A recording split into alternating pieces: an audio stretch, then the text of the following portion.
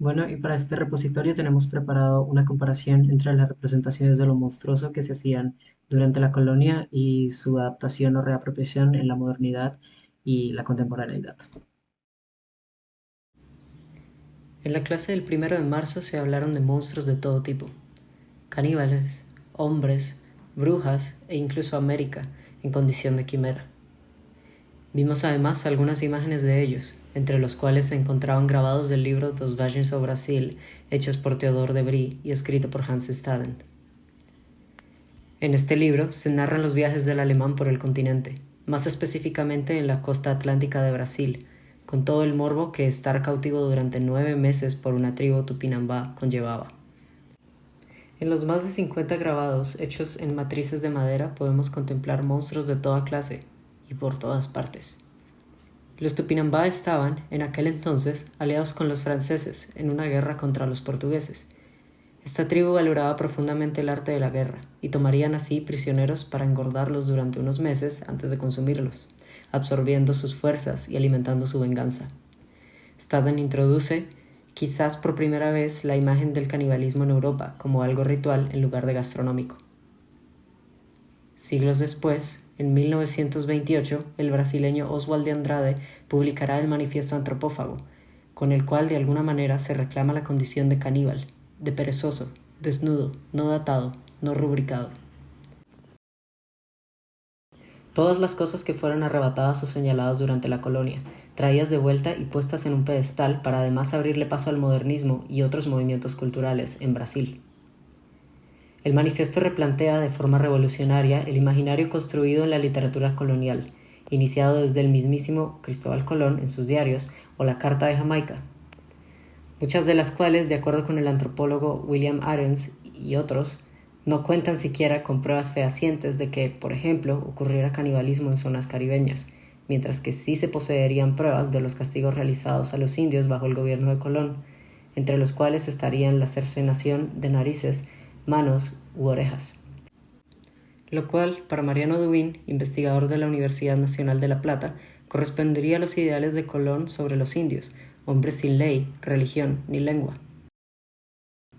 Reclamar la barbarie es, por lo tanto, una forma de liberación y apropiación de una cultura que, como latinoamericanos, se ha luchado por consolidar. Retomando lo que hemos hablado hasta ahora, pasaremos también a proponer cómo se ha dado la construcción de lo monstruoso a través también de las imágenes, desde el bestiario medieval, por ejemplo, y cómo se han hecho representaciones contemporáneas de eso, a partir también de cómo se ha articulado el discurso de lo monstruoso y cómo se articuló en su momento a través de las crónicas y los relatos de el encuentro entre Europa y América y cómo eso construyó imaginarios como hemos visto hasta ahora sobre el habitante americano y la otredad, cómo fue visto como ese otro y cómo eso generó dinámicas de marginalización cultural y de dinámicas de subjetivización y de poderío y de control. Como lo mencionamos en clase, el origen etimológico de la palabra monstruo es del latín monstrum, que si bien actualmente se reconoce como a esos seres con características físicas extraordinarias, es realmente la acción de ver, de mostrar. De ahí que el antropólogo francés Jean-Jacques Cortin diga con propiedad: no hay monstruos sin imágenes, como por ejemplo las de los bestiarios, las blemias y la cultura cinematográfica en la contemporaneidad. El profesor norteamericano de literatura Jeffrey Cohen dijo que cualquier tipo de alteridad puede ser construida a través del cuerpo monstruoso, pero que en la mayoría de los casos esa diferencia monstruosa tiende a ser cultural, política, económica, racial y o sexual, algo que hemos notado en muchas de las imágenes que hemos estudiado. Es decir, que el proceso de monsterización señala una transformación de un sujeto o de una cultura en monstruo por la diferencia cultural de este con quien está contando la historia. En el trabajo de la profesora Slenka junto a Diana Sierra, titulado Imágenes de lo extraordinario, Memorias de un continente poblado por monstruos, se recoge algo que hemos estado discutiendo en clase, y es que ese dibujar al otro, representar al otro, a ese nativo americano, pero desde las descripciones textuales, fue un ejercicio que llevó a los grabadores europeos a adaptar los imaginarios del hombre salvaje para aplicarlo a las nuevas imágenes, incluso si nunca pisaron el territorio americano. Y un caso particularmente interesante que queremos presentar es el de las blemias, que son básicamente seres mitológicos que han tenido apariciones en diferentes culturas, como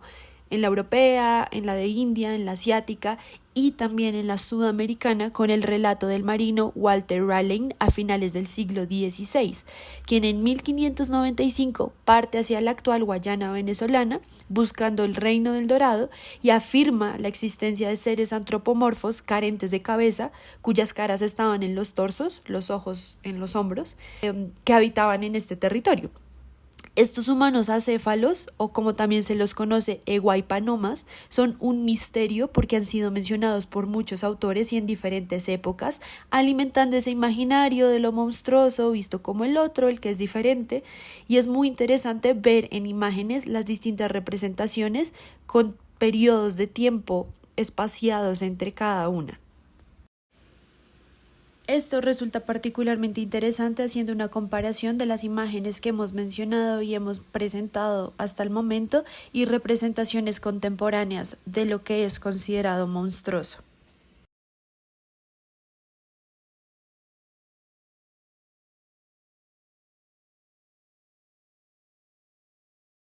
Muchas gracias. Hasta aquí nuestro repositorio.